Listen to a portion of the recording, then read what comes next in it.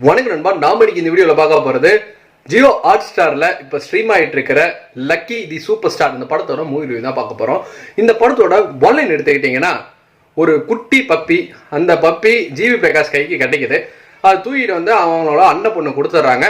அவங்க அண்ணன் பொண்ணுக்கு சின்னதாக வந்துட்டு மூளை வளர்ச்சி கம்மியாக இருக்கு. அது ஏதோ ஒன்று வந்துட்டு பண்ணிட்டு இருக்கு. அதுக்கு வந்து ஒரு அட்டாச்மெண்ட் வேணும் அப்படிங்கிறனால திடீர்னு இந்த நாயை கொடுத்து அந்த பொண்ணுமே ரொம்ப அட்டாச் ஆயிருது. அதுக்கப்புறம் லக்கி காணாம போக, இதுக்கப்புறம் லக்கி கண்டுபிடிச்சாங்களா இல்லையா, என்ன நடந்துச்சுங்கிறத படத்தோட மீறி கதை. ஒரு சிம்பிளான ஸ்டோரி. அதை நீட்டா ஃபர்ஸ்ட் ஆஃப் வரைக்கும் அழகா ப்ரெசென்ட் பண்ணிட்டாங்க. ஜிவி வழக்கம் போல இந்த ரோல்லாம் வந்துட்டு ரொம்ப செட்டில் ஹேண்டில் பண்ணக்கூடியவர், நீட்டா ஹேண்டில் பண்ணிட்டாரு. ஹீரோயினுக்கு பெருசா வந்துட்டு இந்த படத்துல ரோல் கிடையாது, இருந்தாலும் அவங்க கூடயே கூட்டிட்டு சுத்துறாங்க. இதுக்கு காமெடி அப்படிங்கிறது டாகுக்கு வந்துட்டு மற்ற டாகுக்கு கோவை செல்லா வாய்ஸ், மொட்டை ராஜேந்திரன் வாய்ஸ், தம்பி ராமையா வாய்ஸ் எல்லாம் கொடுத்துருப்பாங்க.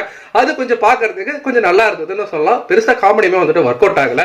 இந்த டாக் வந்து சேர்றது, அந்த பொண்ணு வந்துட்டு அதுக்கப்புறம் பெருசா வந்துட்டு அந்த டாகோட அட்டாச்மெண்ட் ஆகி அதுல இருந்து சின்ன சின்னதா அவங்களுக்கு ரிலீஃப் கிடைக்கிறது அப்படின்ட்டு அந்த மாதிரி சின்ன சின்ன மூமெண்ட் நல்லா இருந்தாலுமே, டாக் ஒரு கடத்துல காணாம போனதுக்கு அப்புறம் அந்த டாக் கவுன்சிலர் இருக்குன்னு தெரிய வருது. அதுக்கப்புறம் அந்த கவுன்சிலர் இருந்து அந்த டாக் வந்துட்டு எம்எல்ஏ கை மாறுது. அப்புறம் அங்க இருந்து அந்த டாக் வந்துட்டு சிஎம் கை மாறுது அப்படின்ட்டு மாறி மாறி போயிட்டே இருக்கு. ஒவ்வொருத்தவங்களுக்கும் அந்த டாக் போனதுக்கு அப்புறம் அவங்களுக்கு ஏதோ ஒரு லக் அடிச்சுட்டே இருக்கிறதுனால எல்லாருமே அந்த டாக் வேணும்னு வந்துட்டு நினைக்கிறாங்க.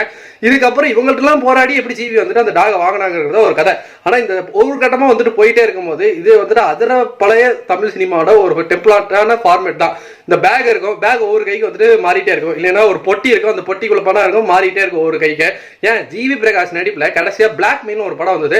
அப்ப குழந்தைய வந்துட்டு கடத்துவாங்க. அந்த குழந்தை ஒருத்தர் கையில இருந்து ஒருத்தர் கைக்கு அப்படியே வந்துட்டு சேஞ்ச் ஆயிட்டே இருக்கும். மாநகரமும் அதே மாதிரி தான். ஸோ இந்த ஒரு டெம்ப்ளேட்ல டாக் உள்ள வச்சிருந்தாங்க அப்படின்னா பெருசா எமோஷனலா வந்துட்டு ஒர்க் அவுட் ஆகும் அப்படின்னு நினைச்சிருந்தாங்க. பட் அந்த இடம் வந்துட்டு ஃபெயில் ஆயிடுச்சு. சுத்தமா வந்துட்டு ஒர்க் அவுட் ஆகல. ஏன்னா அந்த டாக இவங்க கைக்கு போனதுக்கு அப்புறம் ஐயோ அந்த டாக் அவங்க எவ்வளவு பண்ணிடுவாங்களோ நமக்கு ஒரு பதட்டம் வரும் இல்லையா, அது சுத்தமா வந்துட்டு ஏற்படவே இல்லை. அவங்க எல்லாருமே டாக் நல்லா தான் பாத்துக்கிறாங்க. அவங்களுக்கு ஒரு லக்கி சாமா அந்த டாக் வந்துட்டு மாறிடுச்சுன்னா பாருங்களேன், டாக் எடுக்கிறவங்க அந்த டாக் லக்கினே கூப்பிடுறா. ஸோ அந்த அளவுக்கு வந்து அந்த டாக் லக்கியா இருக்கிறதுனால இந்நேரத்துக்கு இந்த மிருகங்களை வச்சு ஏதாச்சும் ஒரு பலி கொடுக்கணும் அப்படின்னு நினைப்பாங்கன்னு பார்த்தா கடைசி கிளைமேக்ஸ்ல கொண்டு வந்து அந்த பாயிண்டி வச்சிட்டாங்க.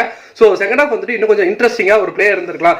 இவங்க கையில இருந்து எப்படியாச்சும் ஜிவி வாங்கி ஆகணும், அந்த நாய்க்கு எதுவுமே ஆகக்கூடாது, நமக்கு ஒரு தோணும் இல்லையா, அந்த இடம் வந்துட்டு மிஸ் ஆயிடுச்சு. என்ன பொறுத்த வரைக்கும் ஒரு ஆவரேஜான படம். நீங்க இந்த படம் பார்த்துருந்தீங்கன்னா உங்களுக்கு எப்படி போச்சு நம்மளோட கமெண்ட் செக்ஷன் தட்டி விட்டுருங்க. நன்றி, வணக்கம்.